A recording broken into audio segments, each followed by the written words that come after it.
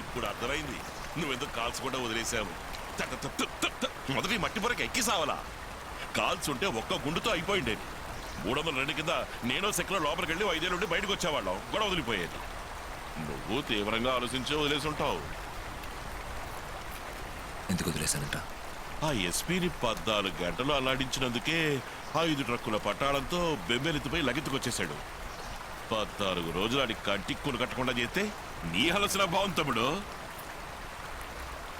చేతిలో తుపాకీతో నుంచున్నాడు. 2 నిమిషాలు ఆగితే సచ్చుండేది. శవంగా కళ్ళులో భయం లేకుండా నుంచింది. ఆవగింజలతో కూడా భయపడలేదన్నా. భయం లేని అమ్మాయిని ఎలా చంపమంటావు?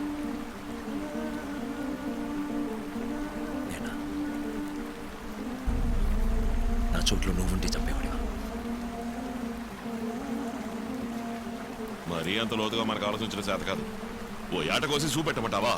దిమ్మ తిరిగిపోయేలాడతా. లేక మన ఊరు పిల్లకాయలు తప్పు చేస్తే నన్ను తగిలించమంటావా? జైలు పంపించమంటావా? చెప్పు నిమిషాల శాంత. ఈ అమ్మాయిలు భయ్యం ఇవన్నీ మన బుర్రకెక్క తమ్ముడు.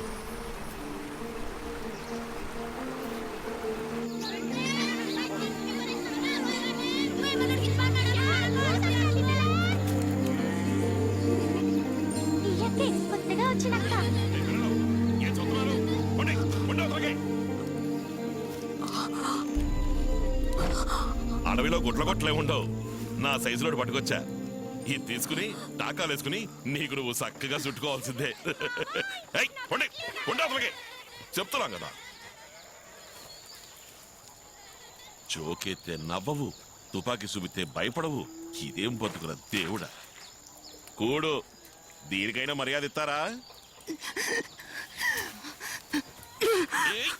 చెత్త కుప్పలో పారేయండి. నేనేమన్నా కుక్కలా కట్టేసి జూరి కూడి పెట్టడానికి? కూటికి నీటికి తరాలు తరబడి పోరాలేక చస్తున్నాం. ఏంటి పొగ? గొప్పోడు బుద్ధి చూపించావు. మీదేంటి మంచి బుద్ధి అనుకుంటున్నారా? ఏ బుద్ధి ఆడబుద్ధి. పాపం సిరిగిపోయిన గుడ్డలు గాలిని కడుపుని జారి పడితే నాకెదురు చెప్తావా? ఇదిగా నా పెళ్ళం కూడా ఎప్పుడు నన్ను ఇట్లా ఎదిరించలేదు. కడుపు కాల్తే తిను, లేదా మానై, నీ ఇష్టం.